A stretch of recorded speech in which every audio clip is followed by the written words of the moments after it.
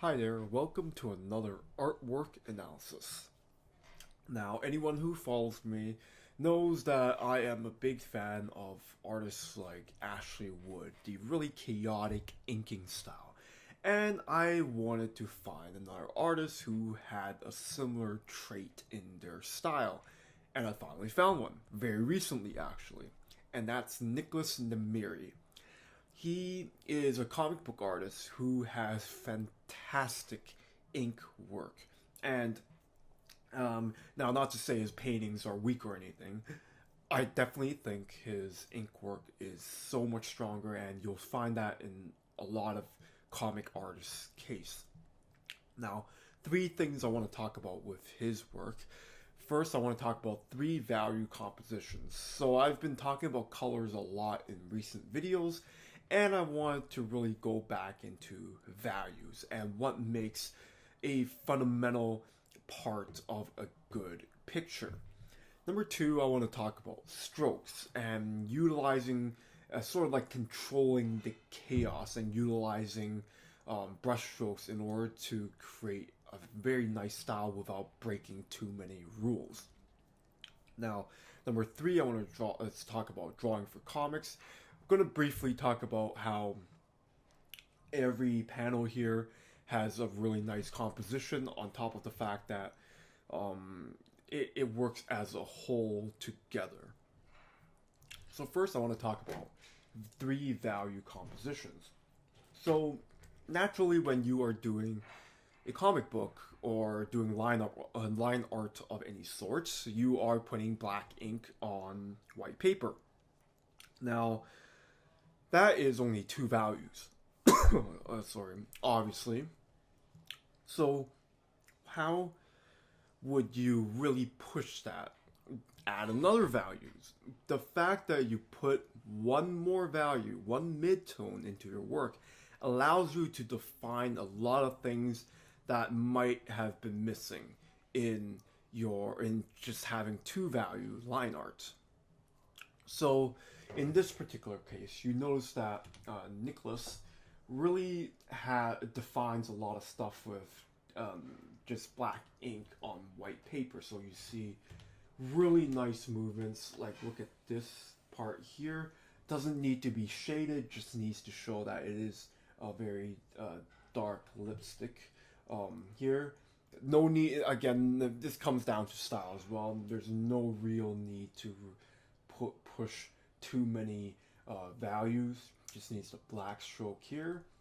But you notice that he makes it a bit more interesting. So one big part here is the fact that this side is gray and this side is white. And this goes into my point number three as well. So I want to talk about from an isolated instance. If we were to look at this panel without looking at the context of the others, it's more interesting to have one side gray and the other side white because this implies that that the light is on this side.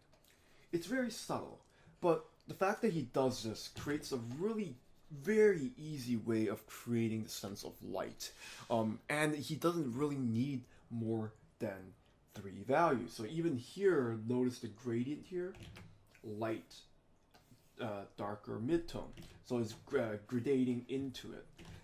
The fact that he created this is, again, it goes to show you do not need a lot of values in order to say what you want. And lighting is one of those things that is supposed to be complicated, but somehow you could simplify it in three values. Therefore, this three value composition always works. Well, not always, but in most cases, a good illustration can be done with three values. Now let's look at the whole thing as well. Now, the one major reason why he would go from white to gray here is because he also did it on the other ones. So this is sort of like drawing for comics. You have to consider every other panel in addition to the one you're drawing. The whole thing has to work. It cannot be isolated. The panels create a whole. So in this case, you see that Again, we create a nice lighting here, similar to the lighting over here. Now also, from a graphic standpoint, the gray links towards the next panel's grays, which creates a really nice flow. And of course, you can go into the whites here. So this goes into the point 3. Again, everything has to work together. The fact that he created this sort of movement makes it so that not only does it create a sense of light, but also it unifies the page as a whole. And of course, we can go into the far downwards as well. The gray here links towards the tiles here. The gray here links towards the tiles here. Fantastic sense of whole, and just not seeing the panels as individual parts, but rather parts of a whole. And again, 3 values, all you need. He uses the midtones to kind of break the shapes to create something more interesting than if he were to just leave it with black on white paper. Again, one more thing. Notice how he uses the midtones here in order to create the sense that the jacket is darker than the skin tone of her face.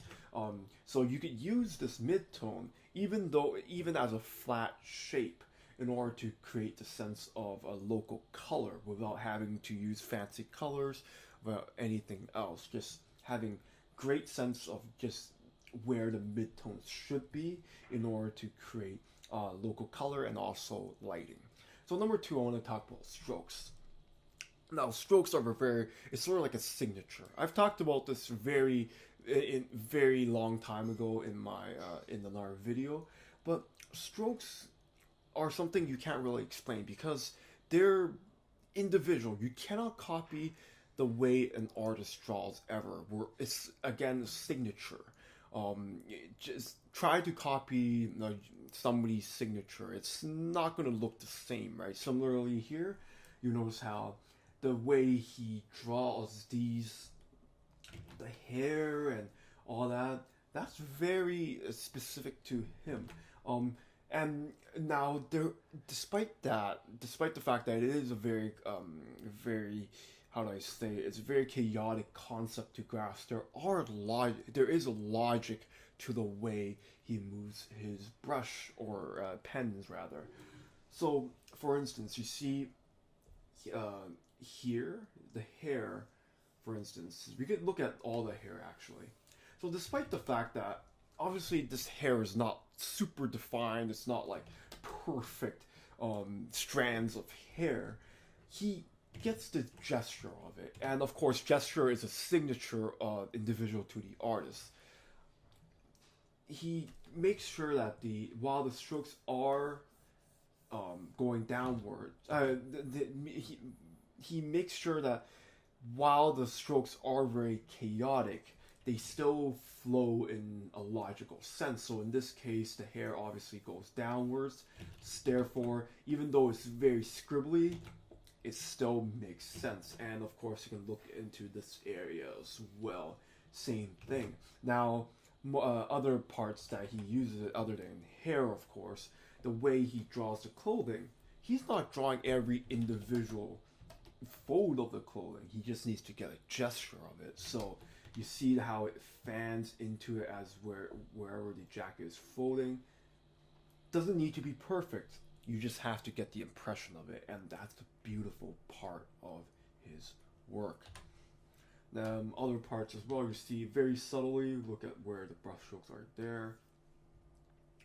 And also notice how the strokes are going around the lip, the curvature of the lip. This is very, very masterful. It sounds really weird, of course, but the fact that he does this ensures that there is form in his work, despite the fact that, yes, a lot of it is very chaotic. It's not perfect, and that's the beautiful part. So, drawing for comics I already talked about.